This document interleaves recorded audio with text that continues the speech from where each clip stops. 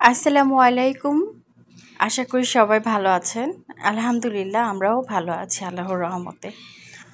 তো সকাল সকাল আরেকটি ব্লগ নিয়ে আপনাদের সাথে শেয়ার করার জন্য চলে আসলাম। দেশ এবং দেশের বাইরে যে যেখান থেকে আমার ভিডিওগুলো দেখছেন সবাইকে অসংখ্য ধন্যবাদ। যারা আমার চ্যানেল সাবস্ক্রাইব করেছেন তাদেরকেও অসংখ্য ধন্যবাদ। আর যারা এখনও সাবস্ক্রাইব করেননি, আমার ভিডিওটির কোনো একটা অংশ যদি ভালো লেগে থাকে অবশ্যই চ্যানেলটি সাবস্ক্রাইব করবেন। তো চলুন আজকে আপনাদের সাথে রান্না বান্না সারাদিন কি করি সব কিছু শেয়ার করি। তো আমি দুপুরের রান্না আজকে করতে এসেছি। আবদুল্লাহ আজকে খুব সকালে উঠেছে, যার কারণে ওকে নিয়ে ভিডিও করা প্রায় অসম্ভব। তো ওই ফাঁকে দিয়ে যা যা করতে পেরেছি যতটুকু শেয়ার করতে পেরেছি ততটুকুই। তো চিংড়ি মাছ বের করেছি, চিংড়ি মাছ দিয়ে করলা ভাজি করব। করলা ভাজি চিংড়ি মাছ দিয়ে আমার কাছে অনেক ভালো লাগে। আর করলা ভাজিতে পেঁয়াজ বেশি করে দিলে করলা ভাজিটা মনে হয় বেশি মজা লাগে।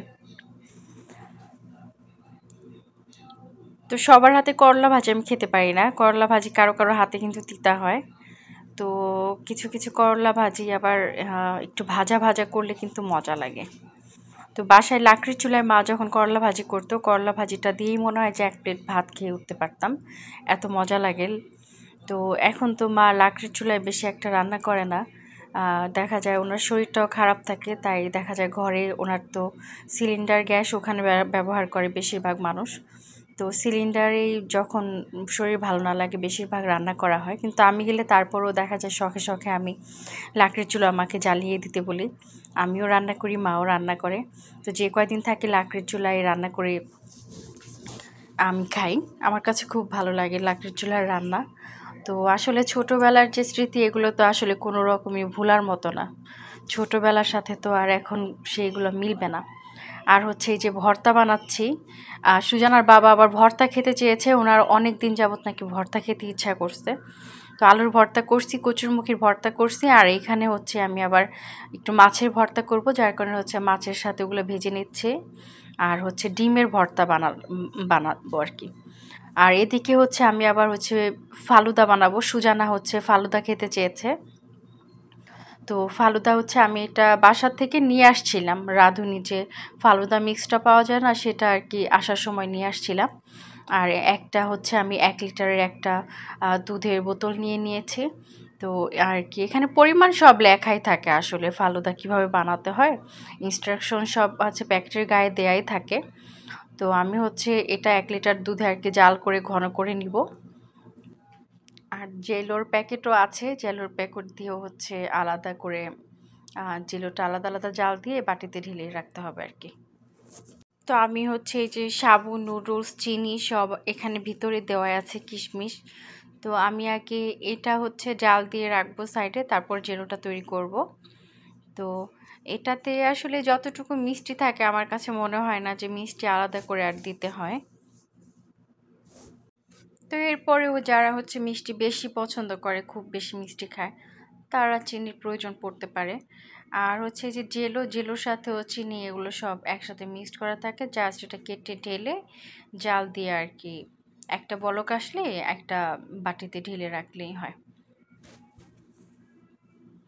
তো আমার এই যে আরেক চুলায় এটা হয়ে গেছে, প্রায় ঘন হয়ে গেছে, কারণ এটা ঠান্ডা হলে কিন্তু আরও জমে যাবে। তো এটা যদি বেশি ঘন করি তখন দেখা যায় একদম চাক্কা হয়ে যাবে, তখন আর ভালো লাগবে না। তো আমি ওটাকে চুলা অফ করে তারপর আমি আবার আরেক চুলায় জেলোটা একটা বলক আসার পরে তারপর আমি এই যে বাটিতে ঢেলে নিলাম। এরপর আমি সেম একইভাবে আরেকটা প্যাকেটও আমি এরকম করে একটা বলক আসার পরে তারপর আমি আরেকটা বাটিতে ঢেলে এটাকে ঠান্ডা করে নিতে হবে। একদম গরম অবস্থায় তো ফ্রিজে ঢোকানোটা আসলে ঠিক না। তো দেখা যায় একটু যখন ঠান্ডা হবে তখন তারপরে এটাকে ফ্রিজে রেখে দিলে এটা সুন্দর হয়ে একদম সেট হয়ে যায়, তখন দেখা যায় কাটতেও সুবিধা।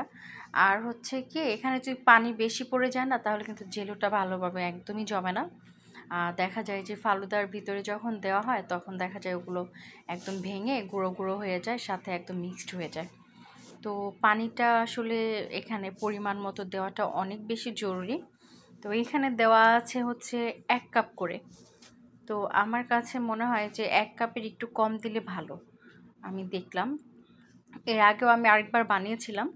তো ওখানে দেখেছি 1 কাপ পরিমাণ দেওয়ার পরে না আমার হচ্ছে এখানে আর কি পরিমাণ দেওয়া আছে হয়তো বা কাপ তো ছোট বড় হয় তাই না? আর মেজারমেন্ট যে 1 কাপ সম্ভবত সেটার কথা বলেছে। তো আমি হচ্ছে চায়ের কাপের 1 কাপ দিয়েছিলাম পানি, মিডিয়াম সাইজের যে চায়ের কাপ। এখানে মেজারমেন্ট কাপ আমার আসলে ছিল না, তো আমি তো আর সব নিয়ে আসি নাই। তো এখন হচ্ছে এই যে দেখতে পাচ্ছেন ঠান্ডা করার পরে কিন্তু এই যে এই অবস্থা, থিকনেসটা কিন্তু প্রায় অনেকটাই। তো এখানে আমি আপেল কুচি দিয়েছি, আর হচ্ছে ডালিম ছিল ঘরে, ডালিম দিয়েছি, আর হচ্ছে এখানে জেলো যে 2 পদের ছিল সেটা দিয়েছি। তো এটা দিয়েই আমি আর কি ভালো করে মানে একটু মিক্সড করে তারপরে ঠান্ডা করে তারপর খেয়েছি, অনেক মজা লেগেছে। আসলে মাঝে মধ্যে ঘরে কিছু নিজে হাতে বানালে সেটা আসলে খেতেও ভালো লাগে, বাচ্চারাও খুশি হয়, আর আমার হাজবেন্ডও ঘরে কিছু বানালে অনেক খুশি হয়। তো যার কারণে আমার আগ্রহটা আসলে আরও দ্বিগুণ হয়ে যায়। আর আমিও এমনিতে ঘরে রান্না বান্না তারপর ঘরের কাজ আমার এগুলো ভালো লাগে খুব। একটা আছে না মানুষের যে রান্না বান্না করতে করতে বিরক্ত লাগে, আমার আল্লাহর রহমতে আমার রান্না করতে না খুবই ভালো লাগে। আমার আরেকটা পৃথিবী বলতে গেলে যে রান্নাঘর, রান্নাঘরে আমি সারাদিন কাজ করতে পারবো, মন ভালো থাকলেই চলে। তো এই তো আমার ফালুদা, কথা বলতে বলতে আপনাদের সাথে আমার ফালুদাও হয়ে গেল, রান্না বাড়াও প্রায় শেষ। তো এখন হচ্ছে এগুলো বিকেলের দিকে খাবো আমরা ঠান্ডা করে। তো এগুলো আমি এখনই বানিয়ে রাখলাম যাতে বিকেলে খেয়ে নিতে পারি। তো আমার আজকের ভিডিওটা এই পর্যন্ত। এখন গোসল করব, খাওয়া দাওয়া করব, নামাজও পড়তে হবে মাঝখানে। তো সব মিলিয়ে আসলে বাচ্চা নিয়ে সব সময় আমি ভিডিও করতে পারি না, প্লিজ আপনারা ক্ষমাস্বরূপ দৃষ্টিতে দেখবেন। ইনশাল্লাহ সামনে থেকে সব কিছু বড় বড় ভিডিও সব কিছু ইনশাল্লাহ শেয়ার করার চেষ্টা করব। আর সবাই ভালো থাকবেন, সুস্থ থাকবেন, আমার বাচ্চাদের জন্য আপনারা সবাই দোয়া করবেন। আমার ভিডিও যদি আপনাদের কাছে ভালো লেগে থাকে অবশ্যই আমার চ্যানেলটি সাবস্ক্রাইব করবেন। আল্লাহ হাফেজ।